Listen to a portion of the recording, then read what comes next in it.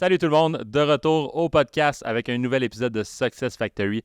Cette semaine, on reçoit un invité coup de cœur. Je vous le dis à toutes les semaines, pour vrai, on a des super beaux invités, mais cette fois-ci, je pense qu'on a un de mes invités favoris qu'on a reçu au podcast. On a le CEO de la Centrale agricole. Je ne sais pas si vous le saviez, mais à Montréal, on est considéré comme la capitale du monde pour l'agriculture urbaine. Puis c'est avec des super beaux projets, entre autres grâce à la Centrale agricole. La Centrale agricole qui est pas qui en fait un regroupement, si je veux dire, on va l'appeler un accélérateur de start-up en agriculture urbaine. Il chapeaute vraiment beaucoup de projets. Il aide à des entreprises à démarrer leurs projets d'innovation dans ce domaine-là. Pour vrai, le podcast a duré 1 heure. J'aurais pu en prendre 8 jours. Je dirais, ça n'a pas de bon sens comment c'était intéressant ce qui s'est passé dans ce podcast-là. On a parlé de beaucoup de projets qui sont en cours avec la centrale, comment la centrale aidait à ça, qu'est-ce qu'ils font exactement. Vous avez probablement vu des toits ici et là à Montréal, un petit peu partout, des projets d'agriculture urbaine, par exemple, sur le Décathlon avec les fermes LUFA et tout ça. Mais la centrale agricole, c'est un petit peu ça. La centrale agricole ne fait pas affaire avec les fermes LUFA, mais vous comprenez un peu l'image de le genre d'entreprise en agriculture urbaine, mais ça va bien plus loin que ça. Puis c'est pour vrai, on a eu la chance d'aller un petit peu en détail là, sur certains projets. C'est incroyable ce qui se passe en ce moment à Montréal. Puis c'est chapeauté par du monde qui le font de main de maître, entre autres, grâce à Hélène Saint-Jacques. On est avec lui pour cet épisode du podcast. Moi et Simon, on est sortis du podcast, on tripait. Mais bref, j'espère que vous allez triper vous autres aussi parce que c'est un délice d'épisode. Comme à l'habitude, je vous souhaite un bon épisode, la gang. Fait que c'est vraiment, tu sais, je veux qu'on commence parce que je pense que justement le projet gagne à être connu puis tout ça, puis je pense que vous êtes justement là-dessus parce que tu m'en parlais avant qu'on enregistre que vous êtes en recherche de financement, que vous êtes en recherche en tournée médiatique aussi pour essayer de faire connaître, faire grandir ce projet-là. Pour faire comprendre aux auditeurs c'est quoi ce projet-là clairement, tu peux-tu nous dire juste l'ensemble de ce que vous couvrez, c'est quoi que vous faites, c'est quoi vos projets présentement? C'est une grande question. Je peux peut-être commencer par dire c'est quoi la centrale agricole, puis après je peux rentrer dans c'est quoi nos projets ou nos services. La centrale agricole, c'est un projet qui a été parti en 2018. La naissance officielle, c'est 2019, sous l'initiative du Laboratoire sur l'agriculture urbaine, qui est notre membre fondateur. Donc, au fur et à mesure de leur recherche, ils se sont aperçus qu'un des plus grands freins à l'implantation de l'agriculture urbaine, notamment à Montréal, c'était l'accessibilité à des loyers. En gros, les propriétaires entendaient l'agriculture urbaine puis ils s'imaginaient une plantation de potes. Fait que ça bloquait avant même qu'ils puissent dire « Non, moi, c'est pas ça que je fais. » Ils se faisaient raccrocher au nez ou autre. Le deuxième enjeu, c'était l'abordabilité des locaux.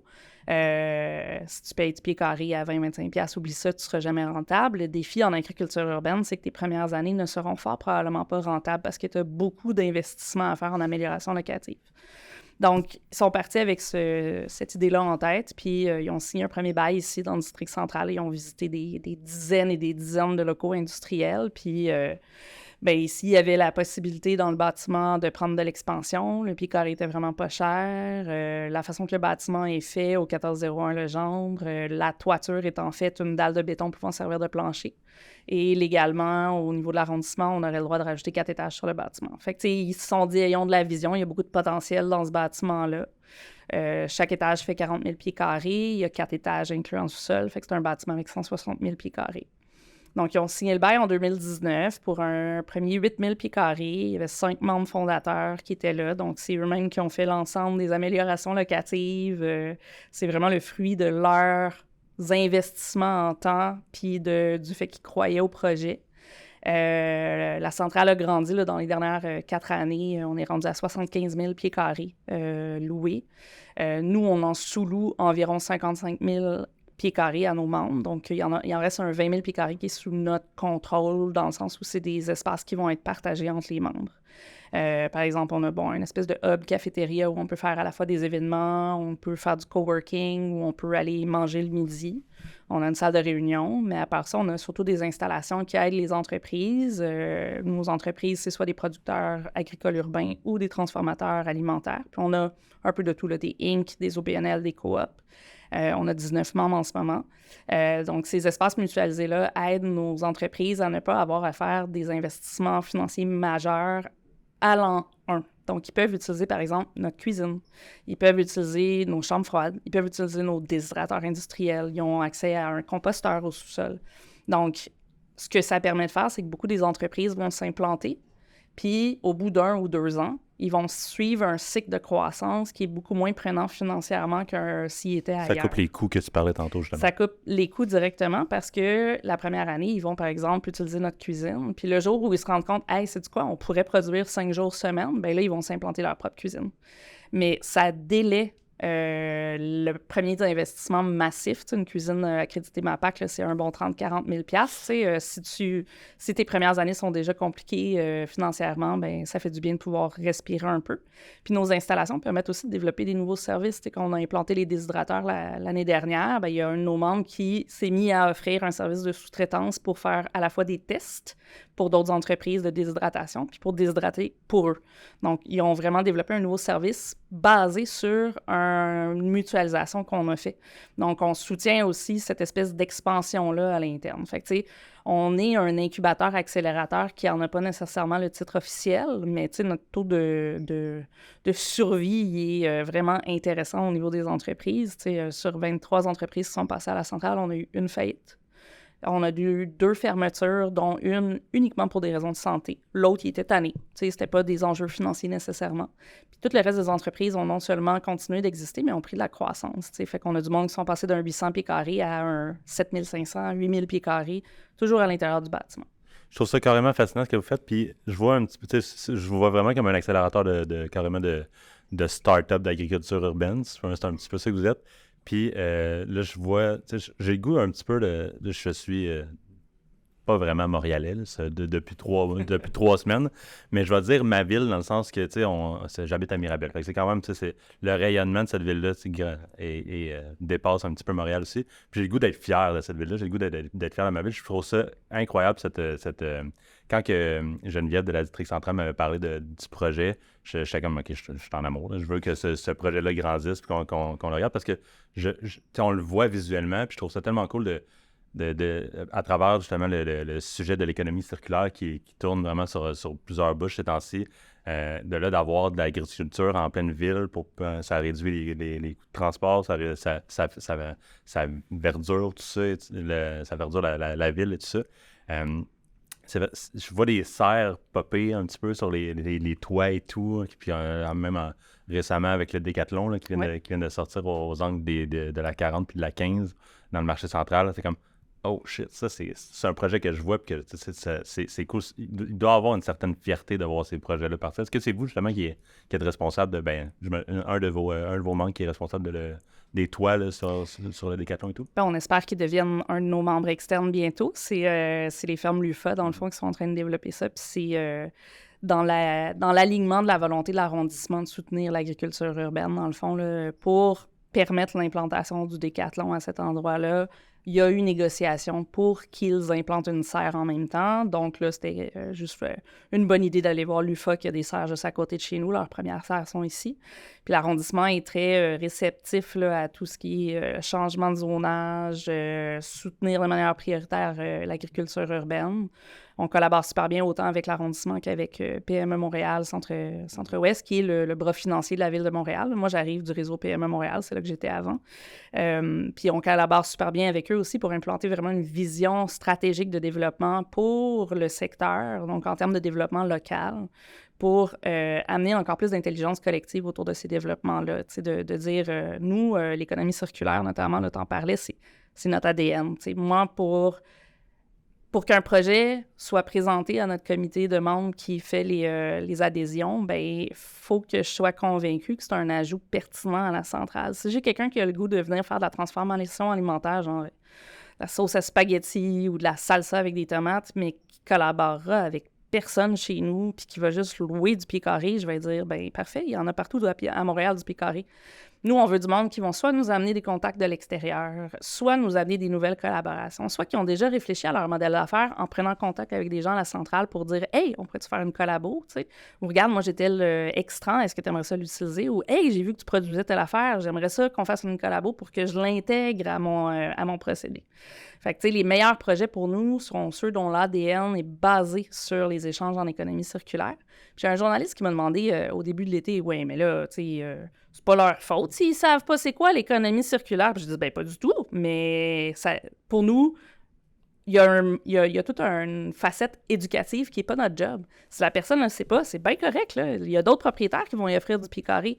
Mais pour pouvoir bénéficier des privilèges et des avantages que nous, on offre, il faut que tu saches c'est quoi, puis il faut que ça soit incrusté à ton modèle d'affaires. Sinon, c'est pas, ça fait pas de sens qu'on te rajoute à notre membership, tu sais. Absolument, c'est clair qu'il faut que ça soit implémenté dans les valeurs. À titre d'exemple, c'est quoi des collaborations justement entre partenaires?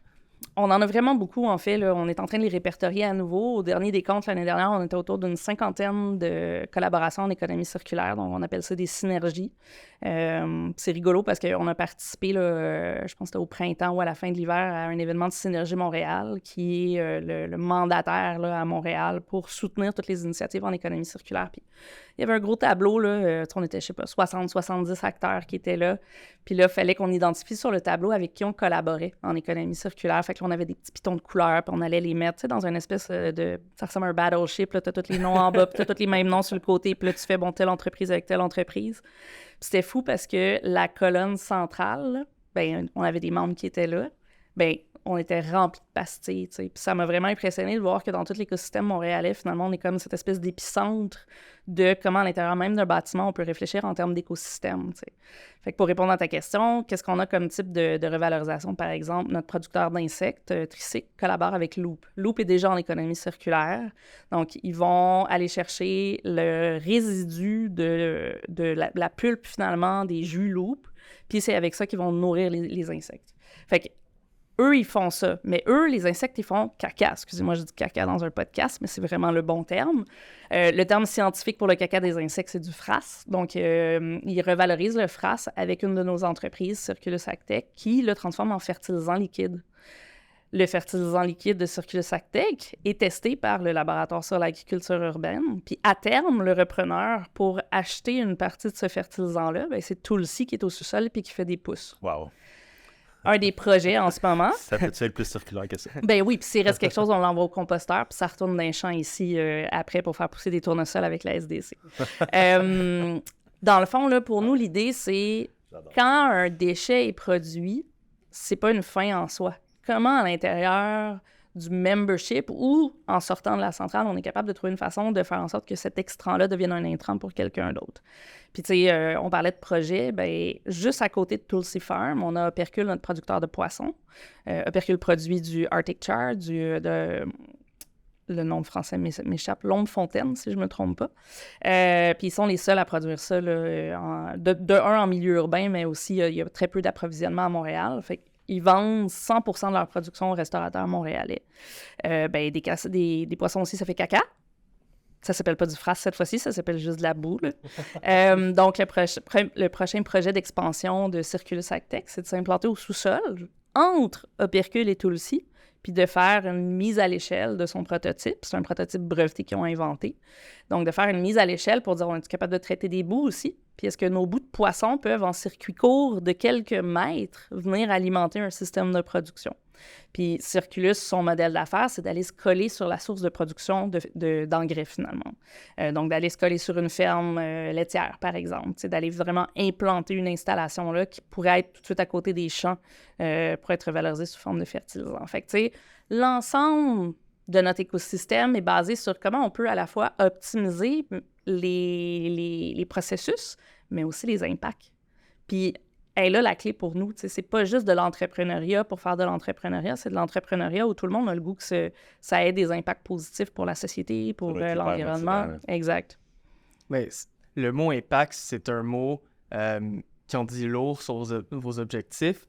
Et je pense que c'est très clair les impacts à l'intérieur de votre bâtiment. Mais avant qu'on commence, tu nous as parlé un peu que vous voulez avoir un impact qui est plus grand que ça encore et que c'est un modèle qui est possiblement à reproduire. C'est quoi votre vision long terme par rapport à ça? Tu sais, la centrale est partie comme un petit projet qui avait l'air bien utopiste, mais qui fonctionne finalement.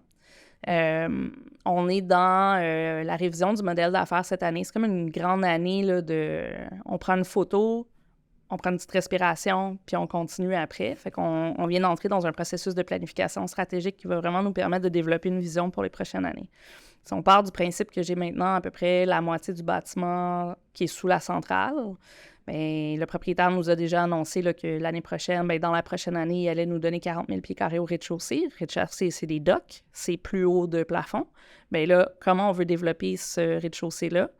Il y a notamment la possibilité là, de développer une espèce de chaîne de valeur bonifiée avec tous les grossistes qu'il y a autour dans le district central. C'est des grossistes en fruits et légumes qui ne sont pas nécessairement en contact avec les organismes en sécurité alimentaire. Donc, qu'est-ce qu'ils font avec leurs fruits et légumes? Ben, les invendus, ils n'en font pas grand-chose. Fait que nous, on a déjà un de nos membres qui collabore avec ces grossistes-là dans l'écosystème, puis on est en train d'essayer de réfléchir. C'est un projet, c'est comme ça qu'on travaille. Là, on regarde, OK, y a-t-il du monde qui sont capables de s'asseoir autour d'une table pour réfléchir à un projet qui ferait du sens?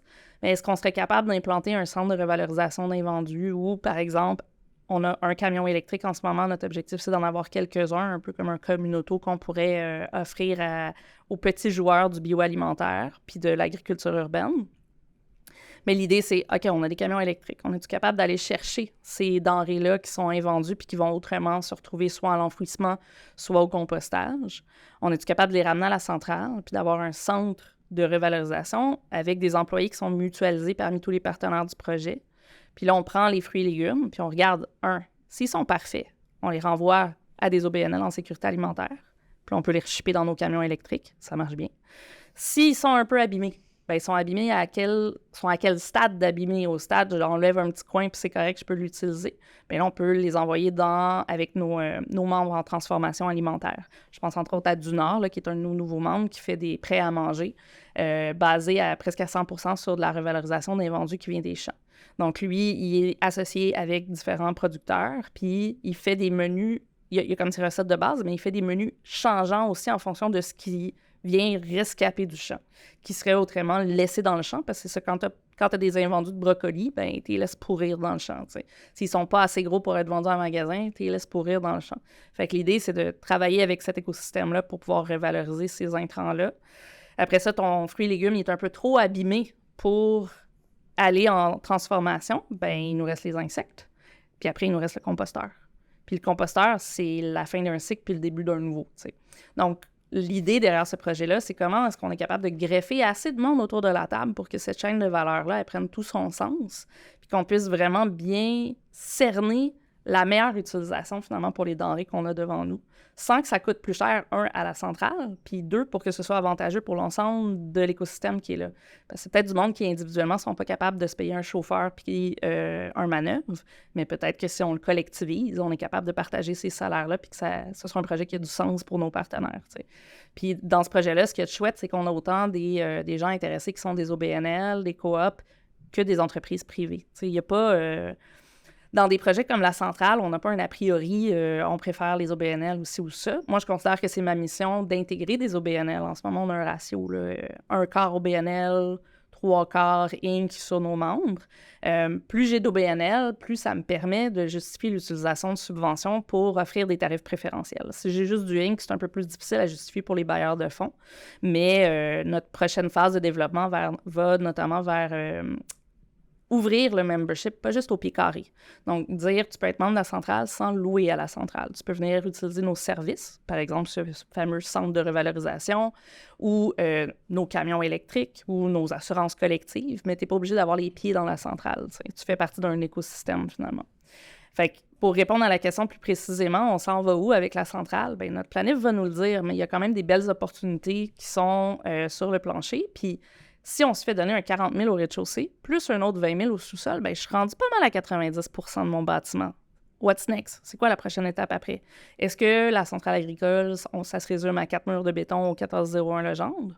Ou est-ce qu'on veut collectivement avoir une vision haute? Puis je peux pas vous donner la réponse aujourd'hui, je ne sais pas. J'entends des opportunités. On a des bailleurs de fonds puis des partenaires qui seraient intéressés à ce qu'on développe ces opportunités-là. Je suis absolument pas fermée à faire ça. Par contre, c'est ma planif stratégique qui va me guider pour que je revienne vous jaser de ça en janvier.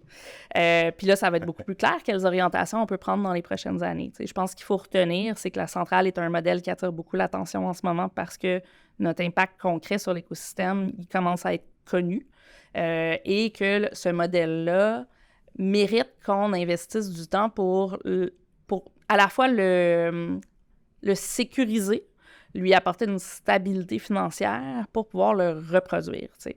Un des enjeux qu'on a, c'est notamment qu'on est rendu à un stade assez gros à la centrale pour s'apercevoir qu'il y a comme des petites lacunes dans l'aspect on gère collectivement. Tu traces où la ligne en santé-sécurité? C'est des employés de mes membres qui sont dans mes espaces. Si jamais quelqu'un se blesse, c'est où mon imputabilité?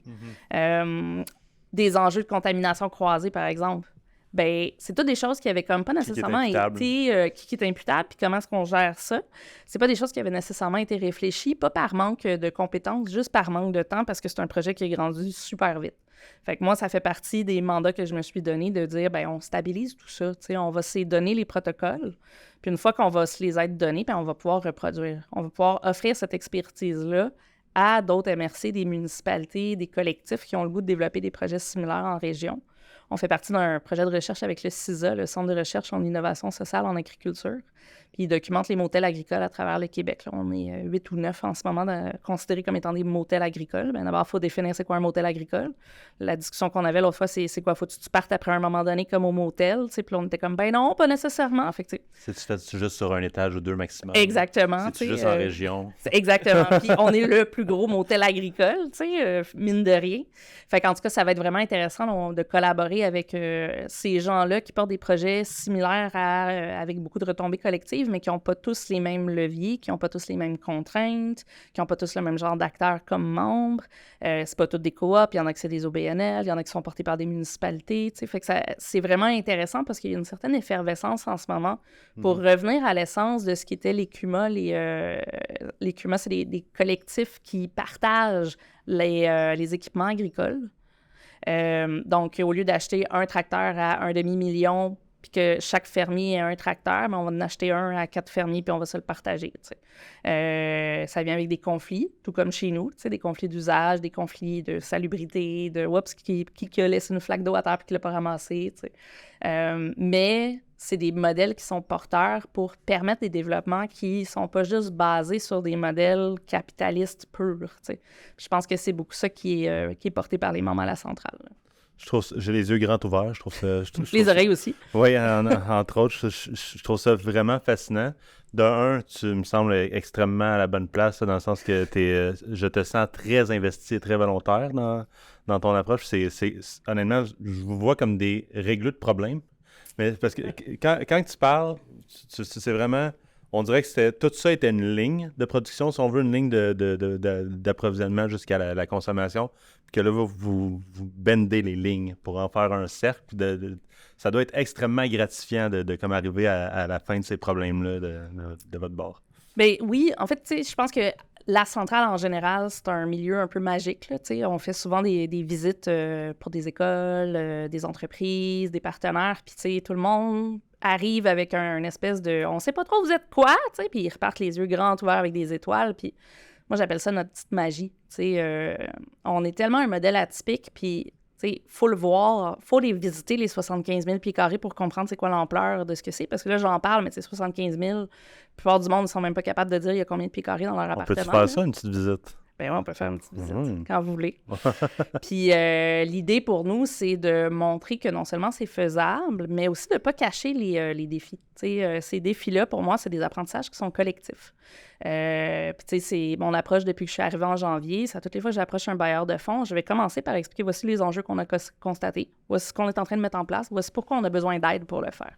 Parce que tout ce que je vous ai nommé, la salubrité, l'hygiène, la santé-sécurité, les mesures d'urgence, il y a eu un verglas en avril, là. 48 heures sans électricité. Au bout de 4 heures, mes chambres froides étaient à 16 degrés. Tout le monde a perdu du stock. Fait que, on n'a pas de génératrice d'urgence. Il en faudrait peut-être une. C'est 50 000 $. On n'a pas 50 000 $. Qui paye pour ça? On va chercher l'argent où? T'sais. Fait qu'on est vraiment dans ce cycle-là où on a besoin de soutien pour la prochaine étape, pour vraiment bien mettre en place ce qu'on a besoin pour continuer à mettre du wow autant aux gens qu'on veut recruter à la centrale qu'à nos visiteurs, qu'à nos bailleurs de fonds, pour que tout le monde reparte de là en se disant « Hey, il en faut plus des places comme ça. » Puis que les places aient le chapeau central agricole ou pas, pour moi, ça ne change rien au fait que ces modèles-là sont pertinents. T'sais. Fait que oui, c'est extrêmement gratifiant, puis même s'il y a des défis, même si c'est pas toujours facile, même si effectivement on est des problem solvers, là, on est tout le temps en train de « OK, telle affaire, ça marche pas, qu'est-ce qu'on fait? » Mais on les règle les problèmes, on avance, tu sais, puis les membres en sont conscients de ce que ça prend pour réussir à avancer autour de ce projet-là. Puis, tu sais, mes membres ont leur propre développement, ils ont leurs propres objectifs stratégiques, ils ont leur propre croissance. Fait que, tu sais, c'est aussi quelque chose d'essayer de les accompagner là-dedans, tout en respectant nos objectifs à nous aussi. Puis c'est un blurry line un peu, là, tu sais, parce que moi, finalement, je suis constituée du tout de mes membres, et puis mes membres sont constitués de leur propre vision. Puis c'est vraiment le fun de pouvoir faire l'exercice de la planification stratégique cette année, parce que ça va nous permettre de, justement, revalider c'est quoi notre mission. Est-ce que notre mission, c'est juste d'offrir du pied carré abordable? Est-ce que notre mission s'élargit tranquillement à plus grand que juste l'agriculture urbaine parce que c'est un écosystème? Je les ai pas, ces réponses-là. Puis je fais vraiment confiance au processus pour nous permettre d'avoir encore plus de clarté sur les prochaines étapes, tu sais, puis qu'on puisse avancer avec des success stories qui font encore plus de wow, finalement. Tu disais que tu étais rentré en janvier? Oui. C'est quand même assez récent, mais je sens que tu as déjà eu un impact. Déjà, comme je disais, je te sens très investi. C'est quoi ta grosse ou tes grosses victoires depuis ton entrée en poste?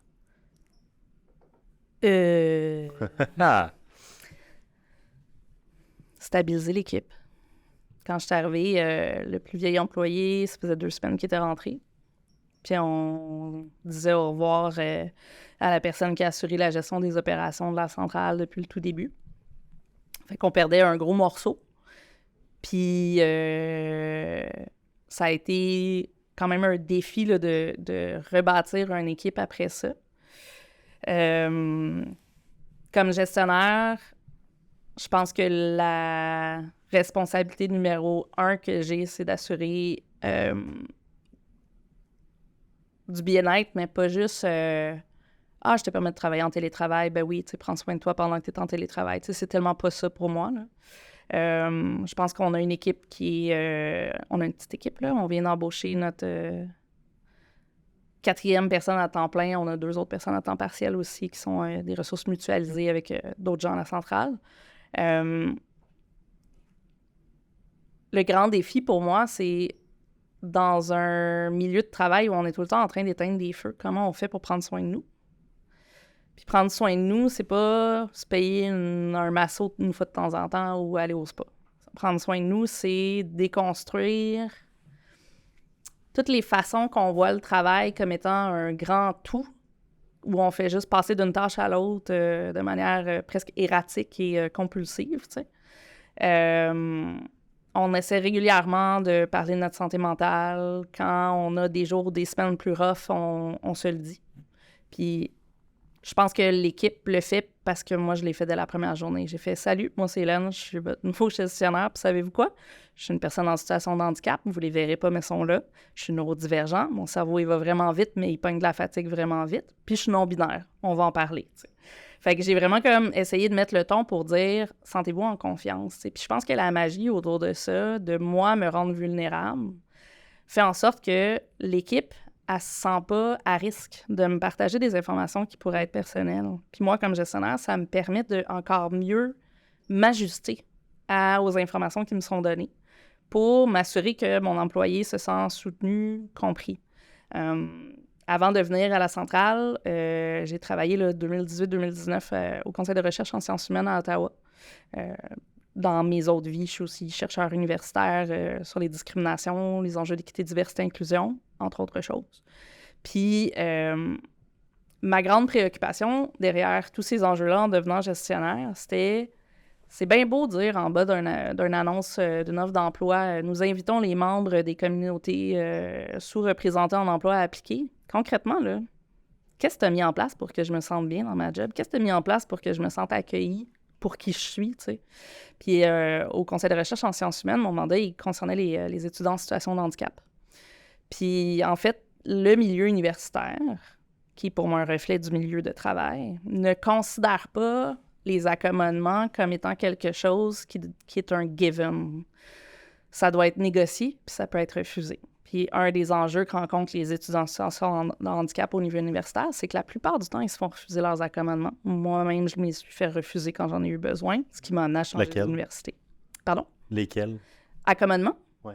Que moi, je me suis fait refuser ou en général? Que toi, tu t'es fait refuser, ou même en général? J'avais besoin de plus de temps pour faire mon examen doctoral parce que mon cerveau fonctionnait plus comme avant. J'avais fait une méningite virale, entre autres choses. Puis j'avais beaucoup de séquelles cognitives. J'avais besoin de plus de temps pour me préparer. Puis on m'a dit, on voit pas comment tu y arriverais. Alors qu'il y avait l'obligation légale d'essayer de voir si j'y arrivais avec les bons accommodements. Puis quand j'ai changé d'université, en fait, excusez l'expression, mais j'ai torché des culs à mon examen doctoral, tu sais, parce que les accommodements étaient là. Le jury, à la fin, a dit, on n'a jamais vu ça, une performance comme ça. Ton cerveau nous a montré ce que tu étais capable de faire malgré le handicap, tu sais. Puis en milieu de travail, c'est la même chose. On se fait souvent refuser des accommodements. Même chose, ça m'est souvent arrivé en milieu de travail de me faire dire je vois pas ce que ça va changer, t'en as pas vraiment besoin, alors que je le sais que c'est ça que j'ai besoin pour pas que ça paraisse.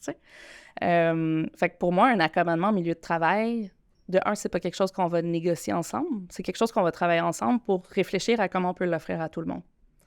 C'est pas une barrière, c'est une opportunité. Ça veut dire que, j'avais pas encore pensé que ça peut être un obstacle pour certaines personnes, mais parfait, on va le transformer puis on va l'inclure à nos façons de faire. Puis tu sais, je pense que cette manière de faire-là au sein de l'équipe, elle parle vraiment beaucoup. Parce que c'est cette ouverture-là qui te permet après ça de venir voir ton employeur pour dire « Hey, ça le fait pas ces temps-ci », mais sans te sentir en danger, sans sentir que ton employeur va dire j'ai l'impression que je vais perdre mon employé bientôt, tu sais. Non, au contraire, moi, je suis comme parfait, on en parle, tu sais, puis je vais m'assurer de prendre de leurs nouvelles, puis de vérifier que ce qu'on a mis en place, ça répond à leurs besoins.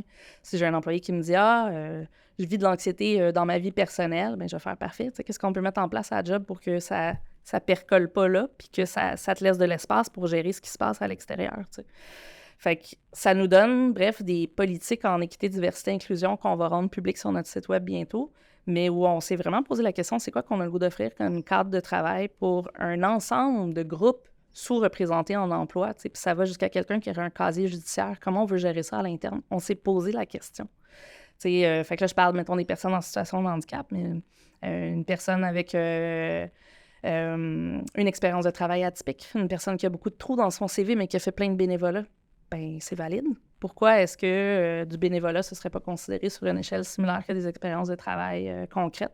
Alors que je suis le parfait exemple que si je te montre mon CV chronologique, tu vas faire « What the fuck, c'est quoi cette personne-là qui fait de la recherche, qui est charpentier, puis qui travaille en développement régional? » Mais si je te le montre par compétence, puis que je mets sur un pied d'égalité tous les engagements bénévoles de haut niveau que j'ai fait dans les dernières années, bien, ça va amener du sens, tu sais, puis tu verras pas mon CV en fonction des trous que tu veux y voir, tu vas le voir en fonction des possibles que tu peux lire. Absolument. Je trouve que tu as eu une opportunité quand même unique du fait que, justement, vous n'êtes pas une super vieille organisation et tu as pu mettre sur place la culture que tu voulais parce que, justement, oui, il y avait déjà un employé plein temps, hein, mais tu es arrivé, c'était comme carte blanche, l'organisation existait et là, tu mets en place la culture et c'est super inspirant, là, justement, tes objectifs à ce niveau-là. Et c'est quand même le fun, tu sais, quand on est une petite équipe, c'est facile par à son boss de se lier avec des relations plus interpersonnelles et que vous êtes déjà en réflexion de comment vous faites ça pour mettre ça à l'échelle une fois que vous êtes prêt à scaler votre entreprise. Est-ce que vous avez déjà pensé, tu sais, à la conformité à ce niveau-là et les pressions, tu sais, un peu du non-dit du travail? Comment vous allez faire pour scaler ça?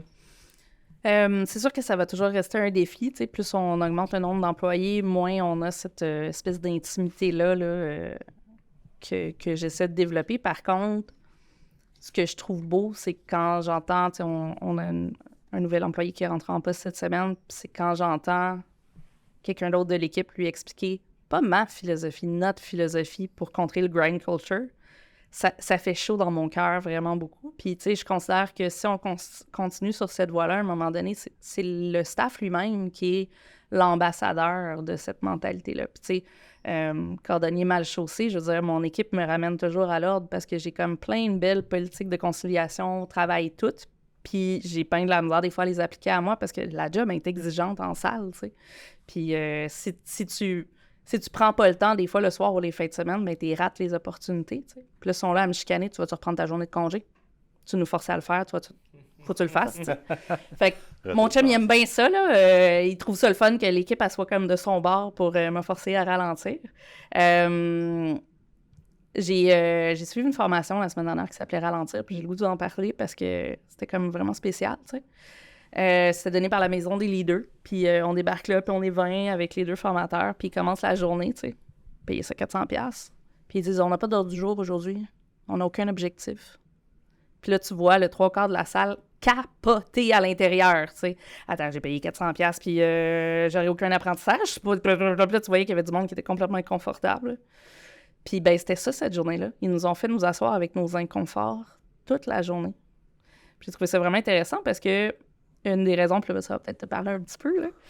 Une des raisons pourquoi c'est facile de se perdre dans des tâches de travail puis d'alimenter le grind culture, qui est finalement comme le résultat de... je vais avec mon interprétation, là, mais le résultat de 40 ans de néolibéralisme et de 100 ans de Fordisme qui nous pousse à ne pas écouter nos limites, à ne même pas les connaître pour satisfaire à une espèce de performance avec laquelle... on s'apporte de la valeur, finalement. Tu sais, on est notre pire juge, là. Fait que la leçon de la journée, c'était la raison pourquoi vous n'êtes pas capable de ralentir. C'est parce qu'au lieu de vous asseoir avec vos inconforts, vous vous activez. Fait que toute la journée, ils nous ont fait nous asseoir avec nos inconforts. On a mangé en silence. C'était horrible. Horrible! Tout le monde était comme en train de se checker. T'entendais juste les bruits d'ustensiles, les bouches. Moi, je trouvais même que la bouffe, elle était pas bonne parce que je pouvais pas parler en même temps. J'étais tellement pas bien, là. J'ai fini par m'en aller me coucher dans un divan puis attendre que ça finisse. Mais personne n'était bien, là. Tout le monde était inconfortable. Puis il était comme « sit with it ». Tu sais, « let it sink in ». Fait que c'était vraiment spécial. Puis tu sais, ce que j'ai retenu de cette journée-là, bon, il y a plein d'affaires qui me sont personnelles, mais je suis revenue puis j'en ai parlé à l'équipe. On avait fait une retraite au printemps dans un chalet, puis on veut faire la même chose là, cet automne. Puis je leur ai dit, savez-vous quoi? La dernière fois qu'on a fait une retraite, là, on a tous travaillé chacun de notre bord. Puis on a fait une réunion d'équipe. Je dis, là, on va se donner 24 heures, puis on fera rien. On va juste prendre soin de nous autres. On va aller dans un chalet pour aller dans un chalet. Puis là, l'équipe était comme, ah oui! Ah, ça va tellement faire du bien! Puis j'étais comme, c'est fou que sans cette journée-là, j'y aurais pas pensé. Ben, on va aller dans un chalet, on va aller travailler. Mais ça changera rien, là. 24 heures de self-care puis de collective care, tu sais. Fait que ouais, je trouvais ça drôle tout à l'heure quand tu m'as dit que t'aimais bien ça, travailler beaucoup, parce que, ben, je me reconnaissais dans tes mots. Parce que, tu sais, je sors, avant de prendre le travail ici, j'ai été en arrêt maladie pendant presque 18 mois pour un épuisement total, tu sais, 3 siestes par jour, là. Tu te lèves de ta sieste pour repartir en sieste, là. Puis, ben, je les écoute maintenant, les symptômes, tu sais, je fais vraiment attention à ça, mais avant, je faisais du 80 heures semaine sur tous mes engagements bénévoles, le doctorat, la job à temps plein, le chien Mira, la construction du chalet. Tu sais, je veux dire, je multipliais les responsabilités, puis, ben, on voulait en parler, là, mais tu sais, pour moi, ce mouvement par en avant-là, c'était beaucoup lié à des constats que j'avais pas encore fait sur moi-même, non seulement mon identité de genre, mais aussi le fait que j'étais pas hétérosexuelle, tu sais. Tout ça m'a tapé d'en face il y a 2 ans, puis c'est là où j'ai ralenti. C'est là où j'ai été obligée de ralentir, puis de faire « Attends, là, wow, il se passe de quoi? » Puis il y a quoi qui veut comme surgir au travers de cette suractivation-là que j'ai depuis genre 25 ans. OK, on va l'écouter, là, ça va faire du bien, tu sais. Est-ce que depuis que tu l'as écouté, justement, est-ce que ça fait du bien? Est-ce que tu sens un stress qui est moins là qu'avant? C'est pas un stress, tu sais. Pour moi, réaliser que j'étais une personne non-binaire, ben d'un, ça n'a surpris absolument personne dans mon entourage, là. Mais c'était surtout... La meilleure façon que j'ai de l'expliquer, c'est... je pense que vous allez peut-être comprendre mon référent, là. Tu sais, quand on était petit puis qu'on se levait le samedi matin pour regarder les bonhommes à Radio-Canada, quand tu te levais trop tôt, là, c'était gris. Canal Famille. Ouais. Ah, ben Radio-Canada, Canal Famille, je l'avais pas, là. Canal Famille, il y avait avant 6h30, parce que mon père, ça levait beaucoup trop tôt, puis il me réveillait, puis en tout cas, on partait en auto pour... ça fait aucun sens. Je vais raconter ça juste rapidement, là, mais mon père travaillait à Saint-Hyacinthe, donc Rive-Sud, habite à Sainte-Adèle, donc Rive-Nord, doit aller porter moi à Longueuil, puis son autre fils à Sainte-Catherine. Fait que 2 heures par... Puis c'est jamais plein de fois, c'est capoté. On parlait de quoi, justement? Canal Famille le matin. Ouais, c'est ça. Il y avait un arbre qui était là, c'était avant que ça parte. Il y a juste un arbre de Canal Famille qui était là. Ben, c'est ça. Ça m'a marqué, ça. Bref, Ben, Radio-Canada, c'était un grichement. Puis là, quand ça commençait, c'était un envolé d'oiseaux qui survolait tout le Canada. Puis là, ça me dit votre âge si ça vous dit rien. Puis pour moi, la réalisation d'être non-binaire, c'est comme cette espèce d'apaisement-là de passer du grichement à genre, OK, ça va commencer. Ça s'en vient, tu sais. Une espèce d'excitation, tu sais. Puis je veux dire, j'ai réalisé que j'étais non-binaire en disant une phrase aussi stupide que « Ah, j'envie vraiment les enfants qui naissent maintenant de pouvoir utiliser des concepts qu'on connaissait pas comme non-binaires. » Moi, c'est clair que naître en 2021, je serais non... Puis j'ai pas fini la phrase, puis j'ai fait « Oh my God! » Genre, je peux pas revenir en arrière avec cette pensée-là, tu sais. C'est clair que je suis non-binaire. J'avais juste jamais réalisé que ces mots-là pouvaient s'appliquer à moi, tu sais. C'était aussi comme... Tu sais, je commençais à avoir des amis qui s'identifiaient comme ça, mais c'était pas très courant. Puis moi, ce qui me frappe le plus, c'est que parmi les gens de mon âge, je vais avoir 40 ans demain, ben les late coming out, là, il y en a en salle, là, parce que finalement, les grichements, ils habitent bien du monde, tu sais. C'est juste que on n'est pas né à une époque où on avait d'autres mots que de dire « Oh, c'est une lesbienne » ou « c'est un gay » ou, tu sais, alors que c'est tellement pas ça, tu sais, c'est tellement plus que ça. Moi, j'enviais les gars, mais j'avais pas le goût d'être un gars, tu sais. Mais quand la puberté est arrivée, j'étais pas plus contente, là, tu sais. J'aurais bien aimé ça, que ça reste comme c'était là, puis... Fait que, tu sais, il y a comme plein de... C'est ça. Cette année-là, là, ça a été le démantèlement de plein de trucs que j'avais érigés en dictat, alors que j'ai passé ma vie à me battre un petit peu contre les lignes, là, justement, charpentier, doctorant, il n'y a pas 18 000 personnes qui font ça au Québec en même temps. Là, fait que j'avais déjà passé une partie de ma vie à me battre contre ces espèces de systèmes qui nous définissent, mais ceux-là, j'y avais pas encore touché parce que ça remontait à des traumatismes très loin dans mon enfance, finalement. Là, démantèlement du genre, des sexes, et là, au travail aussi, démantèlement du système corporatif. C'est quoi ta prochaine attaque? C'est démantèle quoi après? Je savais même pas que j'allais travailler en développement local dans la vie, ou en développement économique. C'était comme tellement pas vers ça que je m'enlignais, fait que je peux pas répondre à ta question. J'ai un de mes ex qui a dit « Toi, t'as comme des cycles d'intérêt de 2 à 5 ans. » Puis je me considère vraiment comme un généraliste spécialisé. J'ai déjà passé une entrevue, puis il avait dit genre « Ouais, mais tu connais pas ce domaine-là. » J'étais comme « Donne-moi 2 semaines. » Je vais lire ce qu'il faut, puis je vais comprendre. Ce que je trouve le fun avec l'entrepreneuriat, en fait, c'est en tout cas jusqu'à présent, ça fait depuis 2019 que je travaille là-dedans, j'atteins pas un cycle de satisfaction parce que l'innovation est là. Parce que les possibles sont là. Parce qu'il y a une manière de faire différent constamment. Puis quand j'étais chez PME Montréal, je m'étais spécialisée. Moi, je n'étais pas du tout impliquée dans les financements. Je me spécialisais à accompagner des projets qui sont tellement innovants au niveau social, environnemental ou entrepreneurial que quand on cogne à la porte des bailleurs de fonds, ils font comme « Wow! Je peux pas te financer, tu ne fites pas dans mes cases. » Puis ma job, c'était d'aider ce monde-là, 1, à revoir leur pitch, 2, à se faire des stratégies pour aller cogner à la bonne porte, puis 3, à rendre ça tellement attrayant qu'on va te donner du discrétionnaire.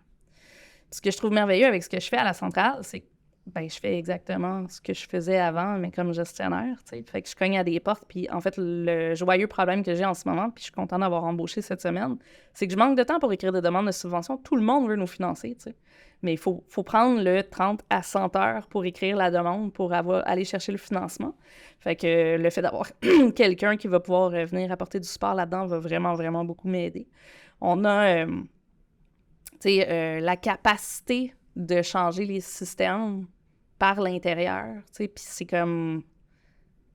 C'est pas donné à tout le monde, puis je dis ça sans aucun jugement, juste dans le sens où moi, ça me fait triper, tu sais. Hier, je suis allée à la cérémonie de clôture d'un projet de recherche sur lequel j'ai beaucoup collaboré dans les dernières années, parce qu'un autre de mes créneaux d'intérêt, c'est la périnatalité. Moi, j'ai un enfant de 11 ans qui est né un peu dans le chaos. Puis, je me suis beaucoup impliquée suite à sa naissance pour essayer d'amener des changements concrets au niveau du système médical. Je me disais, si mon expérience, elle peut servir, si mon récit peut servir, je vais donner une voix à tous ces parents qui peuvent vivre des enjeux lors de la période périnatale. Puis, c'était dur parce que, tu sais, on m'a recruté en 2016. On m'a dit c'est un projet qui va durer 2 ans. C'est pour, je vais le nommer, là, l'unité famille-naissance de l'hôpital Notre-Dame. On avait l'occasion de créer from scratch, encore une fois, un peu comme à la centrale, un projet d'aile d'accouchement.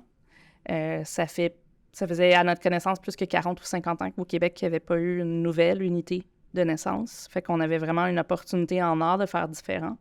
Puis la personne qui m'avait recrutée sur le projet me connaissait de par l'implication que j'avais eue dans une maison de naissance avec les sages-femmes, puis elle savait que je pensais pas mal en dehors de la boîte, puis c'est ce qu'elle avait besoin pour ce projet-là. On a mis en place un projet qui se colle un peu sur la philosophie de pratique des sages-femmes, donc qui essaie de ne pas médicaliser l'accouchement, de respecter la physiologie, mais surtout de respecter les choix des parents. Donc, d'accompagner les parents sans imposer nécessairement les choix qui nous semblent les plus évidents ou les plus faciles au niveau médical. Puis j'ai longtemps dit « Hey, guys, je suis le seul parent, là, ça le fait pas, là, ce projet-là, si vous voulez vraiment qu'il y ait des retombées, il faut qu'il y ait d'autres parents que moi. Je suis pas la parole infuse, là. Puis tu sais, moi, je me suis tapé quelque chose comme 700, 800 heures de bénévolat sur ce projet-là, là. À la fin, tu sais, puis je veux dire, il n'y a même pas encore eu une naissance, on est en 2023, puis on m'avait dit que c'était 2 ans en 2016, là, genre, fait que ça a été long. Puis l'enjeu, c'est que tu veux pas t'absenter des rencontres au cas où il y ait quelqu'un qui remette la philosophie du projet en question. Puis tu sais, je me tapais, là, honnêtement, genre le 15-16e de ma présence dans ces comités-là, ça avait fait fuck all. Jusqu'à temps que quelqu'un dise « Ouais, mais là, on va enlever les bains, là, c'est pas sécuritaire, là, santé et sécurité. » Puis là, « Wow, on n'enlève pas les bains, là. » Genre, cette discussion, on l'a eu 15 fois depuis 2016. Les bains, ils restent. Puis souvent, à la fin, le challenge, c'est que j'étais la seule personne qui était là depuis le début. Tout le reste, c'était du staff salarié, là. On était dans des comités de 20 ou 30 personnes, puis j'étais le seul bénévole, puis j'étais la seule personne depuis le début ou presque, tu sais. Fait que j'étais comme la mémoire du projet, fait que je pouvais comme pas m'en aller. En tout cas, c'était vraiment spécial. Fait que j'ai pris la décision en 2019-2020 d'aller déposer une demande de financement pour recruter d'autres parents. On a réussi à aller chercher un premier 25 000 $. Avec ça, on a réussi à attirer le CREMIS, qui est le centre de recherche du Sud, du Centre-Sud. Fait qu'ils ils ont embarqué une équipe de chercheurs. Fait qu'on avait anthropologues, machin. Puis là, ils ont pris le projet en charge. Puis là, ils ont pris le volet inclure plus de monde. Puis je suis restée, tu sais, j'étais en épuisement, puis c'est le seul engagement que j'ai gardé pour me permettre de m'assurer qu'il y avait une relève. Puis dès qu'ils ont recruté d'autres patients partenaires, j'ai dit « OK, c'est beau, vous me rappellerez quand le projet sera fini. » Puis hier, c'était ça. Puis c'était comme la clôture du premier volet de ce projet-là. Fait que tu sais, quand tu disais what's next, là, ben moi, ma paye là, dans la vie, c'est de voir que 7 ans plus tard, la vision que je portais, elle se concrétise. Puis hier, j'avais les larmes aux yeux parce que la nouvelle gestionnaire du projet qu'ils ont embauché, qui est la 3e en 7 ans, là, elle a utilisé littéralement les mêmes mots qu'on avait utilisés quand on avait embauché la première. Elle a dit « Trouver un gestionnaire, c'est facile. Trouver quelqu'un qui comprend la philosophie, c'est le défi. Tu peux former la personne qui comprend la philosophie à devenir gestionnaire, mais tu peux pas enseigner la philosophie à la personne qui veut juste faire de la gestion. » Puis d'entendre ces mots-là dans la bouche de la gestionnaire qui a commencé il y a 3 semaines sur ce projet que je porte depuis tellement longtemps, puis de me dire « Asti, elle a tout compris. » C'était comme tellement magique.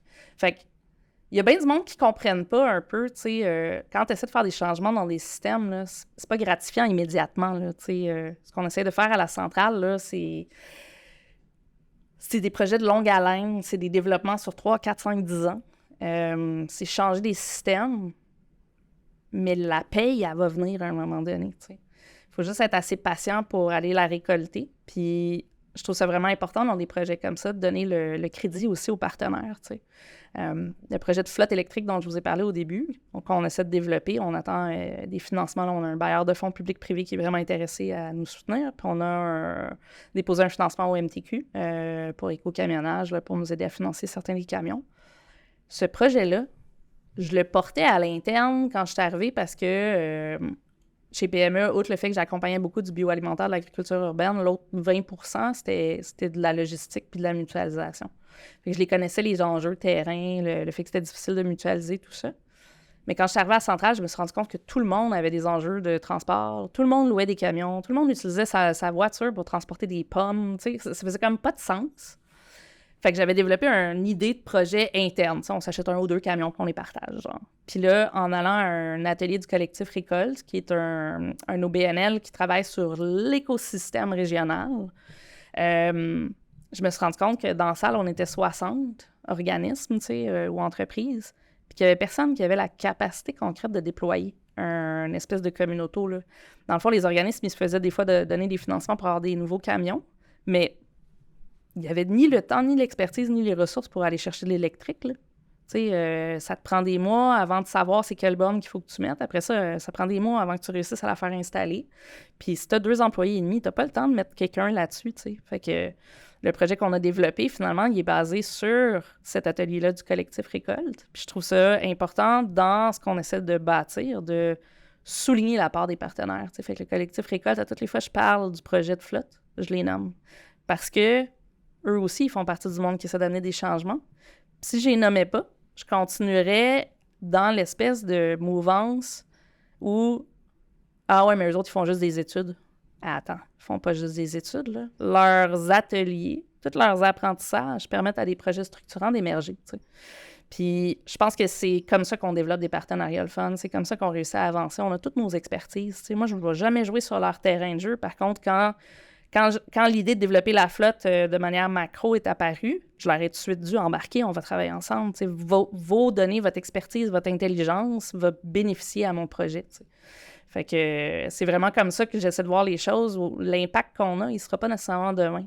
Il va être dans 5 ans, puis c'est pas tout le monde qui est assez patient pour y arriver, puis c'est pas tout le monde qui le voit, que c'est là qu'on veut aller. Mais pour moi, les trajectoires seront quand même assez claires. Puis tu sais, dans 5 à 7 ans, si on se rejase, on va pouvoir parler de « ben ouais, je suis content de X, Y, Z qui a fini par aboutir. » Puis si A, B, C n'a pas abouti, ben c'est pas grave, on aura essayé au moins. Puis on aura appris de ça, t'sais. Fait que même les projets qui marchent pas, pour moi, c'est pas nécessairement des échecs, c'est des apprentissages. Là. Excusez, c'était un long monologue, celui-là. Non, c'était excellent. Je te laisse aller, mais j'ai 3 questions en rafale avant ou après, selon si tu as des questions de ton bord. On va y aller en rafale, le temps file, sauf que j'en aurais pris 1, 2, 3, 4, 5 jours de plus de discussion. C'est vraiment, vraiment intéressant. Ça a l'air de brasser pas mal dans les cerveaux de la centrale agricole et de tous les partenaires que tu as nommés également, de tous les projets connexes à tout ça. Tantôt, tu en as parlé un petit peu, mais de manière peut-être plus personnelle sur l'aspect du grind... grind culture, j'avais grind mentality. J'aimerais juste t'entendre rapidement sur l'aspect de justement la responsabilité de l'employeur par rapport à ça, envers son employé. Tu sais, moi, je me vois pas comme un gestionnaire classique, là, hiérarchique. Je pense que ma responsabilité, c'est d'accompagner mes employés pour qu'ils soient les plus heureux possible. Ça passe par leur offrir de la formation.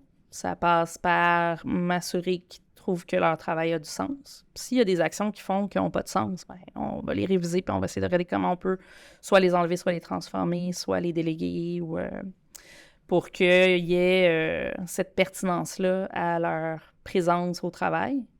Je considère aussi que c'est ma job de les accompagner quand ils peuvent vivre des défis extérieurs à la job aussi, mais qui viennent impacter ta performance, tu sais. Puis ultimement, tu sais, moi, si mon staff il est heureux dans sa vie à l'extérieur de la job, ben je peux faire le pari que ça risque de percoler sur la performance de travail, tu sais.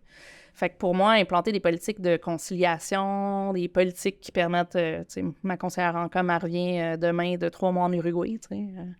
On l'a embauchée en avril, puis elle a dit « Ah, ben moi, j'ai des billets d'avion, j'allais partir. » Ben, parfait.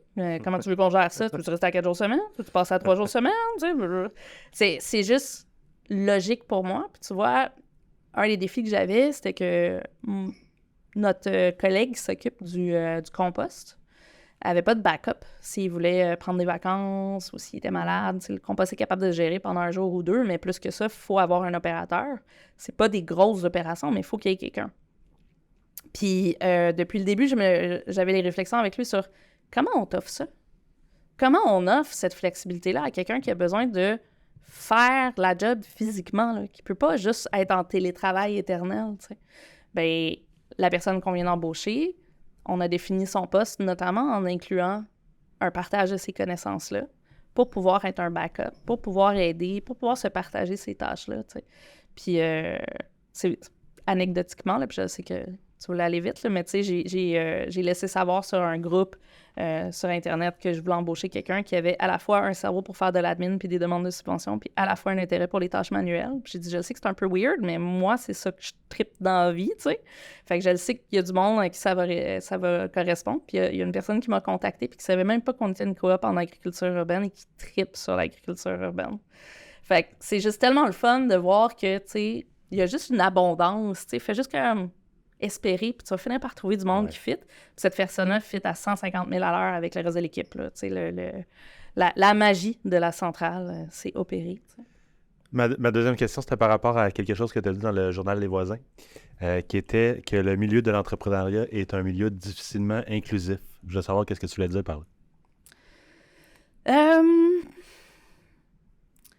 Il y a de plus en plus d'organismes comme Evol qui sont en train de transformer leur mission pour justement soutenir les entrepreneurs issus des groupes sous-représentés. Je vais aller en emploi, mais c'est la même chose en entrepreneuriat. Je suis vraiment contente de voir ça. Evol, on a pris contact avec eux, puis tu sais, tout à l'heure, on a parlé un petit peu des enjeux d'équité, diversité, inclusion, puis des politiques internes au niveau de l'équipe, mais la deuxième phase de cette réflexion-là, pour moi, c'est quoi les engagements qu'on veut prendre à la centrale par rapport à un entrepreneuriat inclusif, tu sais. C'est facile de se tourner puis de regarder les milieux entrepreneuriaux puis de réaliser que beaucoup des gestionnaires, beaucoup des membres de conseil d'administration sont des hommes cis blancs, tu sais, puis j'ai rien contre les hommes cis blancs, mais c'est ça qu'on constate. Tu sais, nous, on veut diversifier notre CA, puis on se faisait offrir des candidatures d'hommes cis blancs. Ça demande un effort supplémentaire pour sortir de ça, tu sais, pour aller chercher, par exemple, un entrepreneur qui serait sur le spectre de l'autisme. C'est sûr qu'il ne montrera pas son business plan comme tout le monde. C'est sûr que ses pitchs ne seront pas aussi efficaces que quelqu'un d'autre, mais ça ne veut pas dire que le projet est mauvais. Si c'est une personne qui est immigrante, ça se peut très bien qu'elle ne comprenne pas les règles culturelles autour de comment monter un projet entrepreneurial. Ça veut dire que son idée est mauvaise? Non. T'sais. Fait qu'il y a comme toute une part de responsabilité, je pense, pour les organismes un peu comme la centrale, de se dire, OK, c'est pas une approche classique. Mais c'est quoi ma responsabilité à moi pour lire entre les lignes? Un peu comme quand je parlais du CV tout à l'heure. Là. Comment je vois les opportunités au lieu de voir les freins? Comment je vois le potentiel au lieu de me dire, au lieu de juste constater ce qu'il n'y a pas? T'sais. Puis oui, c'est a leap of faith. Oui, c'est prendre un risque, tu sais. Mais c'est quoi? C'est ça qu'on fait à Centrale, tu sais. Mon argumentaire numéro 1 depuis que je suis arrivée, c'est nous, on est un bailleur de fonds. Moi, je le prends le risque pour signer des baux à des startups sans savoir s'ils ont réellement la capacité de payer. Puis ça donne que mes flux de trésorerie sont affectés par les retards de paiement des membres parce que notre objectif, c'est pas de les mettre dehors. C'est de les aider dans leur croissance, mais des fois, ça affecte moyennement le cash flow parce que leur priorité, c'est leur dette. Puis ils ne nous considèrent pas comme une dette, fait qu'ils laissent cumuler parfois des mois de retard.